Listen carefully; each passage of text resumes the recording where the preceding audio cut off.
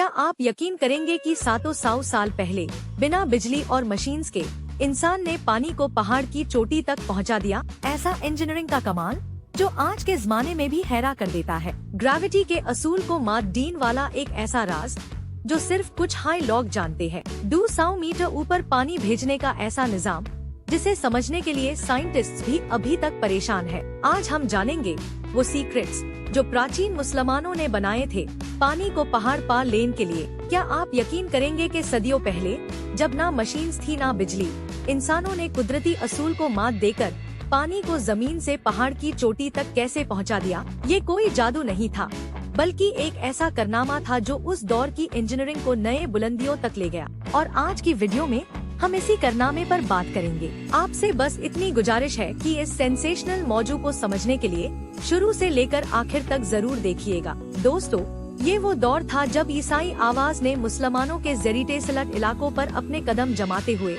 एक एक करके इनके कायल फतेह करना शुरू कर दिए थे। इस्लामी रियासतों का जवाल करीब था और ईसाइयों का मकसद सिर्फ सियासी नहीं बल्कि तहजीब का घालवा भी था। इनके हर हमले के पीछे ताकत, मंसूबाबंदी और मुसलमानों के इक्तिदार का खात्मा करने का एजेंडा झलकता था। ग्रेनाडा उस दिनों मुसलमानों की आखिरी पनाहगाह बन चुकी थी। ये शहर अपनी जोग्राफियाई अहमियत और मजबूत दिफाई निजाम की वजह से ईसाइयों की पहुंच से दूर रहा। ग्रेनाडा के तहफ्फुज में अलंबरा महल का एक बहुत ही अहम रोल था। मुसलमानों की दिफाई हिकमतअमली को मजबूत बनाते थे ये। ग्रेनाडा की जमीन पर मौजूद हर पत्थर एक दास्तां सुनाता है जो मुसलमानों की जुर्रत और हिकमत का जिक्र करता है। यही मजबूती ग्रेनाडा को दीगर शहरों से मुख्तलिफ बनाती थी। ईसाइयों की पूरी कोशिश के बावजूद अलंबरा महल ने उनके इरादों को खाक में मिला दिया। दोस्तों, अलंबरा महल की ये निजाम न सिर्फ महल की खूबसूरती को बरहटा है, बल्कि उस दौर की इंजीनियरिंग और साइंस की महारत का मुंह बोलता सबूत है।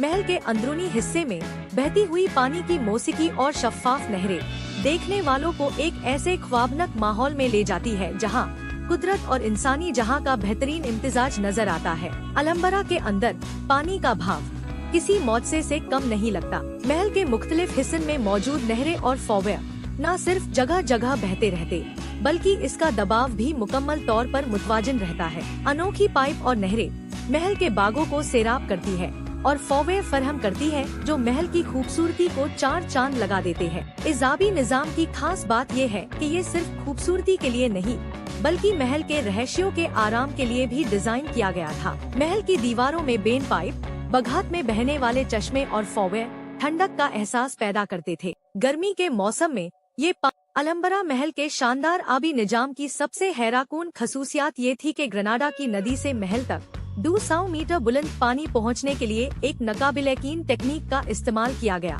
ग्रेनाडा की नदी महल से काफी नीचे थी और वहां से पानी ऊपर लाना एक बड़ा चैलेंज था, लेकिन इस चैलेंज को शाही नाहर की टीम ने मुमकिन बनाया। इंजीनियर्स ने सबसे पहले ग्रेनाडा की नदी के एक ऐसे मकाम का इंतखाब किया जो महल से 6 किलोमीटर दूर और बुलंद था। वहां से पानी को एक बेहतरीन मंसूबाबंदी के तहत शाही नहर के जरिए महल तक पहुंचाया गया। इस नहर की खास बात ये थी कि इसका डिजाइन बहुत ही दाकीक हिसाब किताब के साथ बनाया गया था ताकि पानी का भाव बिना किसी रुकावट के जारी रहे और दबाव बरकरार रहे। नहर के अंदर पानी का भाव एक खास ढालवा पर रखा गया जो आईएसी महल तक पहुंचाने में मदद देता था। जब पानी शाही नहर के जरिए महल के करीब पहुंचता तो आईएसी और ज्यादा ऊंचा करने के लिए जमीन के नीचे एक वाटर व्हील सिस्टम का इस्तेमाल किया जाता था। इस निजाम में पानी को एक बड़े कुएं में जमा किया जाता था जहां एक पानी का पहिया लगाया गया था जो जानवरों के जरिए चलाया जाता।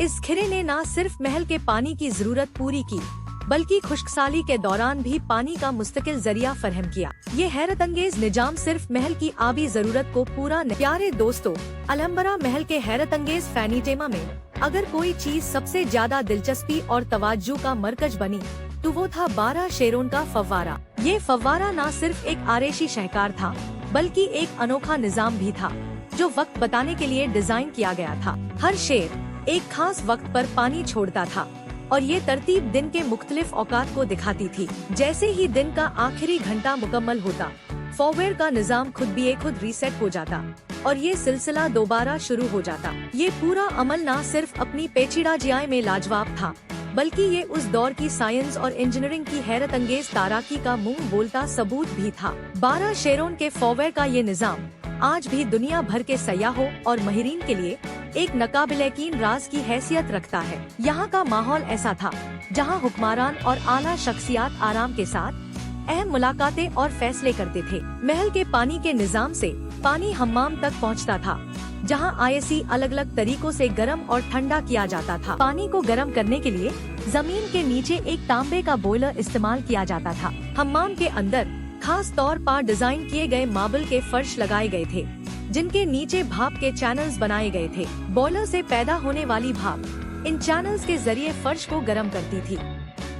इसे न सिर्फ कमरा गर्म रहता, बल्कि एक खुशगवार माहौल भी बन जाता। यहाँ सर्दी में भी आरामदेह जगह मुहैया कराई जाती थी। मार्बल के फर्श की खासियत ये थी कि ये सिर्फ गर्मी को ज़बही नहीं करता था, बल्कि आईसी देर तक बरकरार भी रखता था। हम्माम में एक साड़ पानी का तालाब भी मौजूद था, जहां लोग गर्म भाप से निकालकर ताजगी के लिए डुबकी लगा सकते थे। इस तालाब की टेम कुछ इस तरह की गई थी कि ये हमेशा ठंडा रहता है, चाहे बाहर का मौसम कैसा भी हो। इसके अलावा हम्माम में मुख्तलिफ फर्श और शावर्स भी नस्ब थे, जो महल के अंदरूनी निजाम के जरिए पानी फराहम करते थे। अलहंबरा के ये हमाम उस दौर की शानदार सुविधाओं और इंजीनियरिंग की मिसाल थे। ये सिर्फ आराम करने की जगह नहीं थी, बल्कि एक ऐसी जगह भी थी जहां बादशाह अपनी जहनी और जिस्मानी ताजगी बहाल करते थे। दोस्तों, आज भी ये हम्माम दुनिया भर के सयाहों को हैरत में डाल देते हैं और ये साबित करते हैं कि मुसलमान न सिर्फ फैनीटेमा में महारत रखते थे, बल्कि आरामदेह जिंदगी बनाने में भी वो कमाल का हुनर दिखाते थे। दोस्तों, ये थी हमारी आज की वीडियो। तब तक अपना ढेर सारा ख्याल रखना।